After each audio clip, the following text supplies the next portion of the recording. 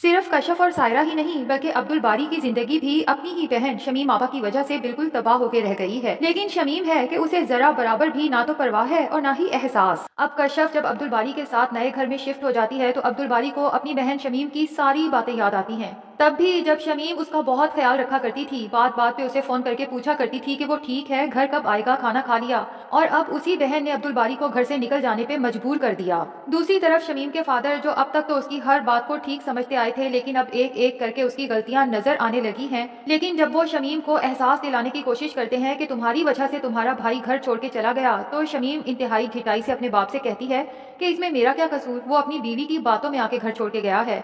मैंने तो कशफ को पहले दिन ही नोट कर लिया था कि वो लड़की घर बसाने वाली नहीं लगती और वो हमारे भाई को लेके जरूर अलग हो जाएगी। और देख लें, मेरा शक आखिर यकीन में बदल गया। लेकिन अगले ही दिन जब शमीम के फादर खुद अपने कानों से शमीम की असलियत सुन लेते हैं, जब वो नसरीन मासी को डांटती है कि तुम्हें क्या जरूरत पड़ी थी अब्दुल बारी को सारी हकीकत बताने की कि मैंने तुम्हें छुट्टी दी थी, जब मैंने तुम्हें कहा था कि बीमारी का बहाना बना के तुम्हें छुट्टी करनी है, तुम्हारी वजह से हमारे घर में इतना फसाद पड़ा है, इसलिए अब मैं तुम्हें इस नौकरी पे नहीं रख सकती, अपना हिसाब करो और यहाँ से चलती बनो। नसरीन बेचारी तो परेशान हो जाती है कि इतनी जल्दी कहाँ उसे काम मिलेगा। इसीलिए पीछे खड़े अब्बा जी से जब रिक्वेस्ट करती है कि मेहरबानी करके मुझे माफ कर दें, आज के बाद ऐसी गलती नहीं होगी, तो अब्बा जी नसरीन से तो कहते हैं तुम्हें कहीं जाने की जरूरत नहीं, जाके अपना काम करो। लेकिन शमीम को ऐसी अफसोस भरी निगाहों से देखते हैं कि शमीम अंदर तक कांप जाती है कि आखिरकार उसका राज अब्बा जी के सामने खुल ही गया। दूसरी तरफ कशफ के पेरेंट्स को जब पता चलता है कि कशफ और अब्दुल बारी ने घर छोड़ दिया है तो मुनव्वर को बहुत गुस्सा आता है। फौरन उन्हें घर आने का कहते हैं। कशफ और अब्दुल बारी जब कशफ के घर पहुंचते हैं तो जुलेखा और मुनव्वर कहते हैं कि तुम लोगों ने इतना बड़ा फैसला कर लिया और हमसे मशवरा करना पसंद भी नहीं किया। मुनव्वर साहब तो अब्दुल बारी को समझाते हैं कि तुम अपना सामान उठाओ और वापस अपने घर आओ, मैं इस मसले पे खुद भाई साहब से बात करूंगा। लेकिन अब्दुल बारी मुनव्वर चचा को दो टोक सुना देता है कि चचा, अब मैंने घर छोड़ दिया है तो वापसी का तो सवाल पैदा ही नहीं होता, बस आप मेरे लिए दुआ करें कि मैं इतना इंडिपेंडेंट हो जाऊं कि खुद को और अपनी बीवी को अच्छे तरीके से पाल सकूं। मुनव्वर और जुलेखा जब कशफ को देखते हैं कि वो ही अब्दुल बारी को समझाए, तो कशफ भी अपने माँ बाप को ऐसी निगाहों से देखती है कि मेरे शौहर का जो फैसला है वही मेरा फैसला है। दूसरी तरफ सायरा है कि प्रेगनेंसी के बाद दिन ब दिन उसकी सेहत मजीद डाउन हो रही है। डॉक्टर सायरा को साफ सुना देती है कि अगर आप अपना और अपने होने वाले बच्चे की सेहत का ख्याल नहीं रखेंगी तो बच्चे की जिंदगी को खतरा लाहक हो सकता है और कुछ भी हो सकता है। इसलिए सायरा को कुछ विटामिन और सप्लीमेंट्स लिख के देती है जो उसने बाकायदगी से लेने हैं। लेकिन सायरा का तो जैसे जिंदगी से, खुशियों से, हर चीज से दिल उचाट हो चुका है। अब सायरा की माँ जुलेखा, जो कि समझदार औरत है, वही सायरा का मूड अच्छा करने के लिए उसे न्यू बॉर्न बेबी की शॉपिंग के लिए ले जाती है। पहले तो सायरा बिल्कुल इंटरेस्ट शो नहीं कराती और अपनी माँ को वापस घर चलने का कहती है, लेकिन उसकी माँ उसे एहसास दिलाती है कि अभी तो डॉक्टर ने तुम्हें कहा है कि तुमने डिप्रेशन से बाहर आने की कोशिश करनी है।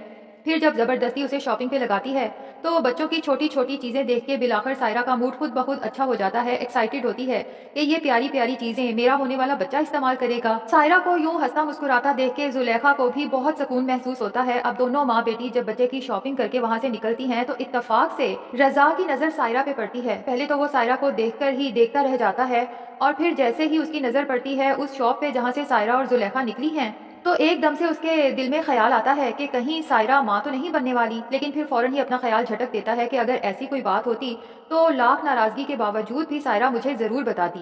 हो सकता है सायरा ने अपनी किसी दोस्त के बच्चे के लिए शॉपिंग की हो।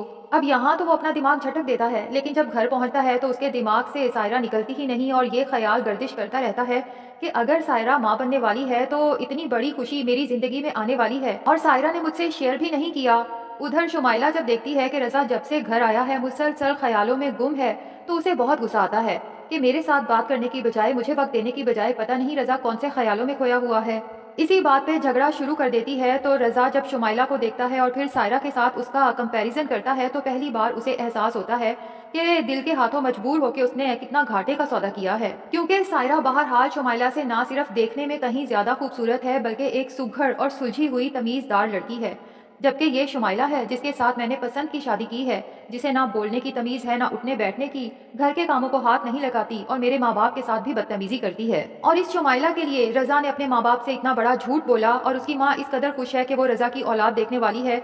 जब उन्हें पता चलेगा कि सिर्फ शुमाइला को इस घर में लाने के लिए रजा ने ये झूठ बोला तो उसके बाद जाहिर है कि उसके माँ बाप उसके साथ किस बुरी तरह से पेश आएंगे कि ऐसी जाहिल गवार लड़की के लिए ना सिर्फ तुम अपने माँ बाप को बल्कि अपनी सुलझी हुई बीवी को भी धोखा दे रहे थे, उसके साथ बेवफाई कर रहे थे। उधर सायरा भी जब घर जाके अपने होने वाले बेबी की शॉपिंग देखती है तो दिल में एक खुशी की लहर दौड़ जाती है, लेकिन साथ ही एक अजीब सी उदासी भी छा जाती है। उसका दिल चाहता है कि काश इस सारी शॉपिंग में रजा मेरे साथ होता। अब रजा की माँ उसके सर पे पहुंच जाती है और उसे कहती है कि इतना अरसा हो गया शुमाइला को यहाँ आए, लेकिन इसकी तो किसी एक्टिविटी से ये नहीं लग रहा कि ये माँ बनने वाली है। आखिर तुम लोग जिस गायनाकोलॉजिस्ट के पास जाते हो मुझे साथ क्यों नहीं लेकर जाते? रजा की माँ फोर्स करेगी कि आज की आज डॉक्टर से अपॉइंटमेंट लो और मैं साथ जाऊंगी। अब जब शुमाइला को पता चलेगा कि उसका राज खुलने वाला है, पहले तो रजा से लड़ाई करेगी कि मैंने तुम्हें नहीं कहा था कि तुम अपने माँ बाप को ये झूठ बोलो, तुम सच बोल के मुझे अपने घर लाते तो मुझे ज्यादा खुशी होती। बहरहाल अब शुमाइला को ये तो नजर आने लगा है कि ये औरत मुझे इस घर में ज्यादा अरसे टिकने नहीं देगी, इसीलिए लंबा हाथ मारने की कोशिश करेगी। जब जुलेखा, मुनव्वर और रजा घर पे नहीं होंगे तो तमाम कपबोर्ड्स को चेक करेगी और जितना कैश और गोल्ड मिलेगा सब उठा के घर से फरार हो जाएगी। क्योंकि शुमाइला को ये आइडिया तो हो चुका है कि सच्चाई सामने आ जाने के बाद रजा के माँ बाप खुद एक लम्हा जाया किए बगैर उसे घर से निकाल बाहर करेंगे, तो शुमाइला सोचती है कि मैं अपनी उसी पुरानी फटीचर लाइफ और घटिया हॉस्टल में तो हरगिज नहीं जा सकती, और यहाँ से निकलने के बाद बेहतर जगह तलाश करने के लिए उसे पैसों की जरूरत तो होगी। अब इस सब के बाद रजा की माँ को भी एहसास होगा कि उसने सायरा के साथ बहुत नाइंसाफियां की। जितना वो उनको इज्जत देती थी उतना ही वो उसको मेंटली फिजिकली टॉर्चर करती थी। शर्मिंदगी का एहसास रजा की माँ को घेर लेगा और फिर जब ये पता चलेगा कि सायरा एक्सपेक्ट कर रही है तो रजा को उसकी माँ लेके फौरन सायरा के पास पहुंच जाएगी। दोनों ही रो रो के उससे माफी मांगेंगे और घर वापस चलने का कहेंगे। लेकिन नाजरीन क्या लगता है, क्या सायरा को रजा की गलतियां माफ करके उसके साथ चले जाना चाहिए या फिर ऐसे इंसान को सजा देनी चाहिए और अपनी जिंदगी से निकाल बाहर करना चाहिए? कमेंट सेक्शन में अपनी राय का इजहार